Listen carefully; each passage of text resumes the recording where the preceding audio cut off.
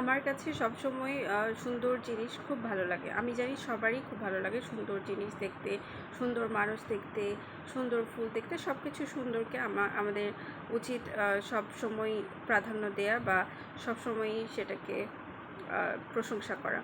হ্যাঁ, কিন্তু সবসময় মনে রাখবে মানুষের গুণটাও কিন্তু আরও বেশি সৌন্দর্য ফুটিয়ে তোলে মানুষের, এবং গুণটাও খুব বেশি গুরুত্বপূর্ণ।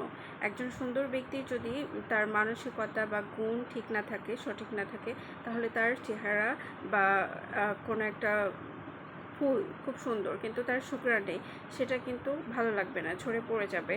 কিন্তু যদি একটা গোলাপের মতো গুরুত্বপূর্ণ বা রজনীগন্ধার মতো গন্ধওয়ালা গুণওয়ালা ফুল থাকে, তাহলে সেটা কিন্তু আমরা ঘরে ফুলদানিতে রাখি, এবং সেটা পড়ে গেলে ফেলে গেলেও সেটা গন্ধ থাকা অবধি সেটা আমরা রাখার চেষ্টা করি। তাই অবশ্যই মনে রাখবে, সৌন্দর্যের সাথে সাথে ঠিক ফুলের মতো মানুষের গুণও খুব বেশি গুরুত্বপূর্ণ।